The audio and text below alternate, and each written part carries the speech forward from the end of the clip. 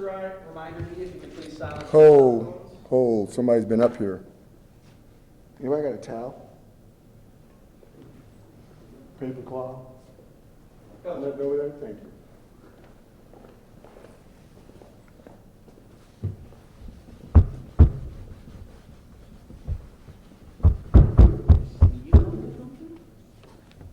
Thank you. Reminder media, if you could please silence your cell phones. Coach will begin with a brief opening statement, then we'll go to questions. We have a microphone in the room, so if you have a question, please raise your hand and wait for the microphone. Coach, whenever you're ready. You guys, we really feel that this is one of our better classes. It has a lot of length, and what we were trying to do is get a lot taller and a lot bigger. I think it's really imperative in this conference, and especially on the ACC Atlantic size, that you have the type of size that you need to withstand the pounding that's going on, especially on our side of the football, and especially in the ACC and college football today. So we think that we accomplished that, and we're ready for questions.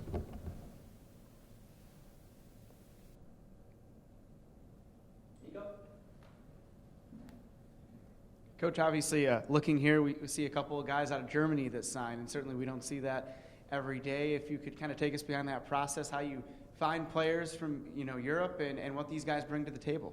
It's kind of unique. They're kind of putting themselves out there a little bit. There's some guys that have football clubs and stuff in Germany, and they bring those young men periodically to the United States and put them on a tour, whether that's tours during the football season, the summers, or the fall.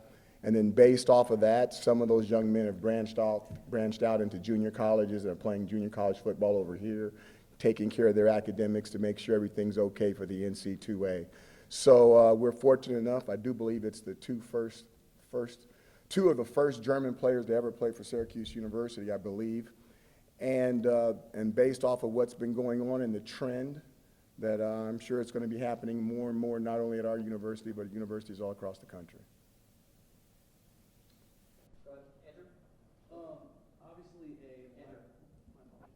Obviously a lack of QB signing today.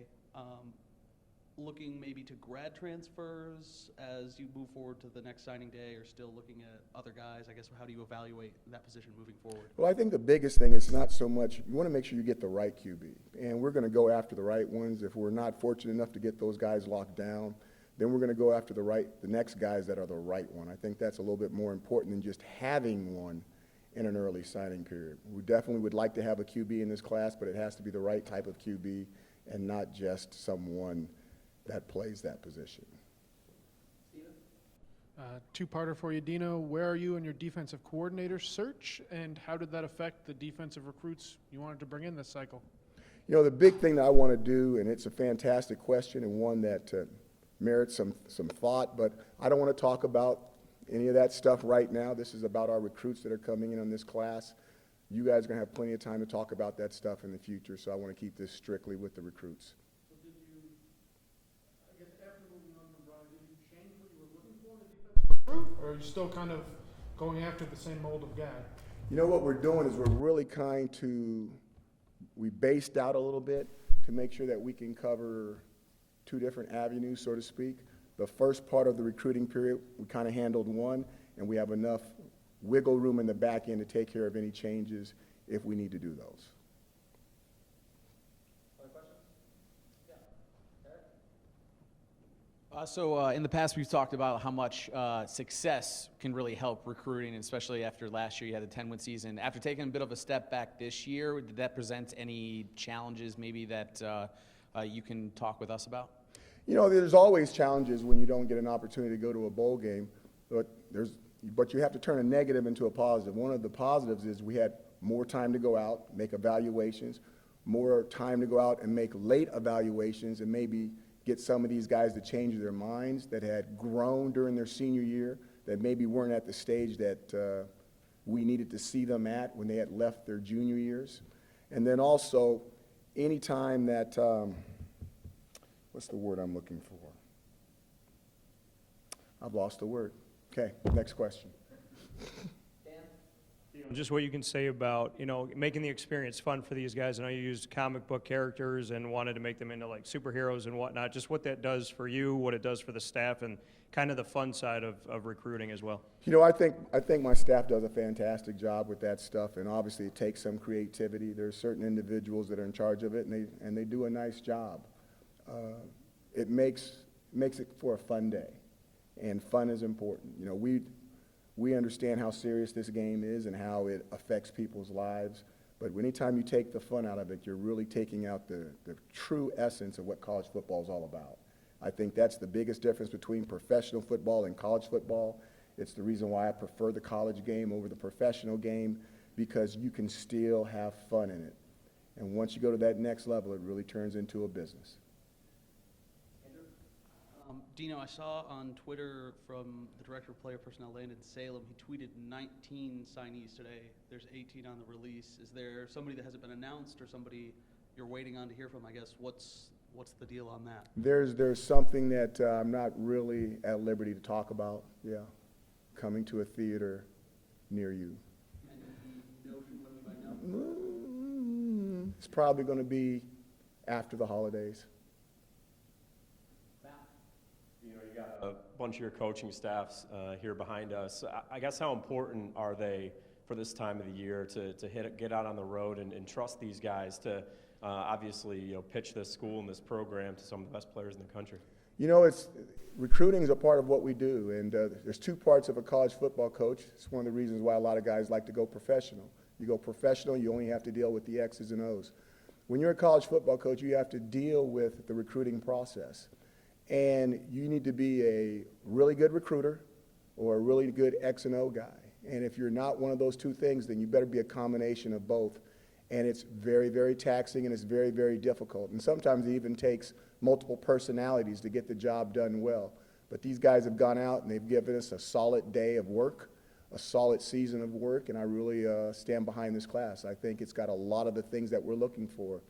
When you get a lot of old linemen and some of these other positions, it doesn't look all glamorous, but these are the guys that win football games, are these big cats that move big cats around.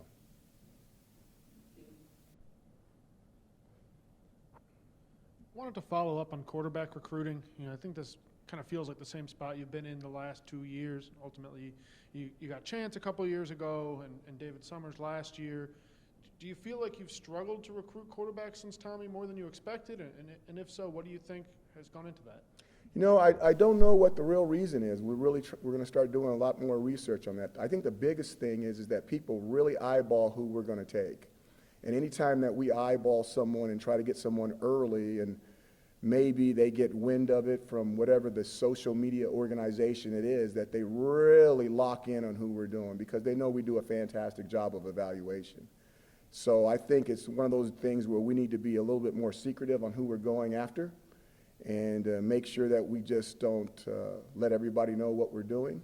And then we need to also be able to win some battles in there, because if for the really good players, especially at that position, you're going to have to go in there and go 15 rounds and throw some blows and come out with a victory, because those are the guys that normally make a difference in a football game. Similar question to earlier, obviously coming off the season that was here, when you talk to these young men that have signed and the guys that you're still going after, is part of the pitch to them say, hey, we were just there last year and you are the guys that can bring us back to that level and further? Is that part of what you say to these guys? Absolutely. I think that when we talk about not being able to go to a bowl game, that's a negative.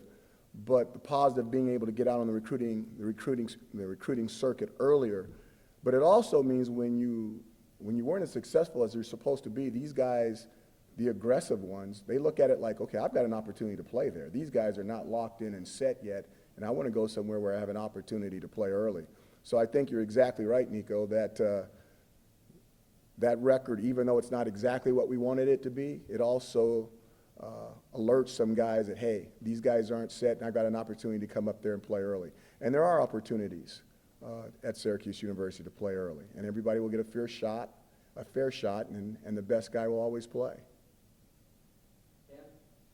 Dino, you took somebody from the Aquinas Institute in Rochester, just the importance of that area as well as the state of New York, and just how much you feel your staff is really kind of scouring the area here in New York. You know, I said it from my very first press conference. We want to recruit locally. We want to spiral graph out. You guys have all heard it. Here we go again. But the main part is we want to recruit people from the state of New York that have an opportunity to line up and play in the Dome. I mean, that's my big thing. I don't want them to just be on the team and then graduate in 4 years, and the mom and the dad and the high school coach and the community never got an opportunity to play. And I think that if you look at our track record of who we brought in here, we're really trying to make that happen. Now, we're not perfect, but if you kind of follow what we're doing here, I think these guys have a real opportunity to play and be a part of winning and losing here at Syracuse University. And there's no doubt, I think, that the young man we just signed is going to have an opportunity to do that stuff as well. Dino, last year, I think you described the class as sort of a break class was the word you used, as in there was a chance for them to sort of sit and take a year and prepare. And you mentioned just now that there's some opportunities this year, and there's some guys that might be competing. Mm-hmm. Any sort of sense of who might have a good chance to come in and play early, or some spots at least maybe where you're looking for some freshmen to make an impact? You knew it before you knew it before you asked. I'm not going to single anybody out that way. I will say this: when you get bigger guys, it normally takes them longer, okay, to build themselves up to where they have an opportunity for success. The Matthew Bergeron thing, Matthew's not a normal 18-year-old. He's older because of that situation. And he was physically developed, which was rare, naturally physically developed. You can obviously look at, we have long guys, but some of these guys need to add some weight, and they will add weight. But that normally takes some time. So with the bigger people, I don't see them maybe contributing so quickly. We'll have to wait and see. It depends on how much weight and how much strength they actually have when they walk through the door. For the guys that are not at that position, they always have an opportunity. The second or third recruiting period, I believe, with this early signing period, is how has the program got acclimated to having this December date rather than February being the big national signing day period? I think we mentioned it. We've got 18 guys signed, okay? We've hit some major areas, and it's kind of a regrouping situation. We still have some scholarships left. I'm not going to give you the exact number. But now you can let the holidays happen, you can let it settle a little bit, and now we can take the entire staff and redirect our energy into certain areas, whether that's areas as for high school recruits, junior college recruits, or transfers. Time for a couple more questions?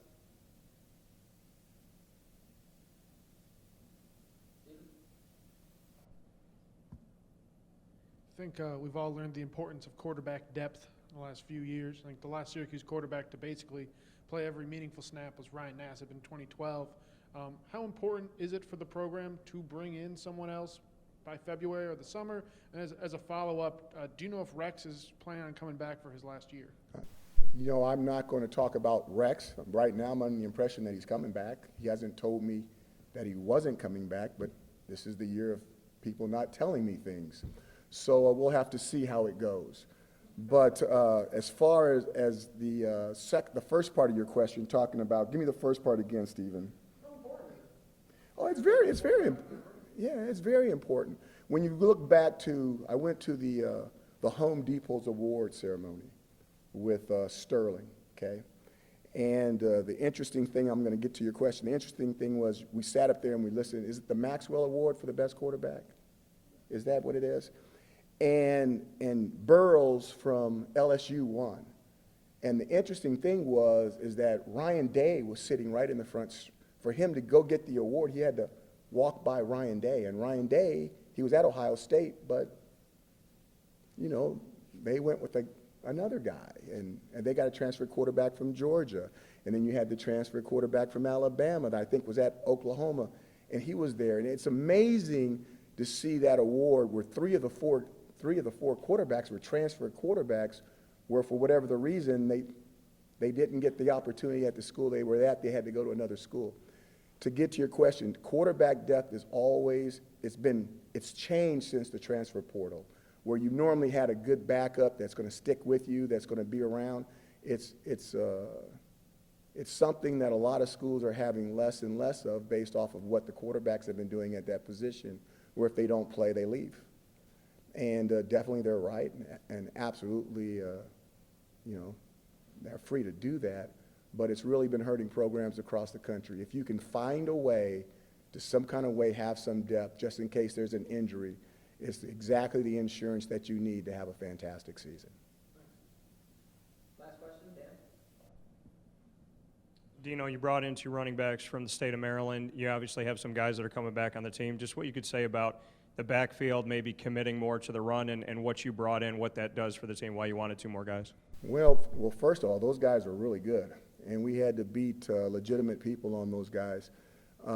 They're bigger backs. They really are.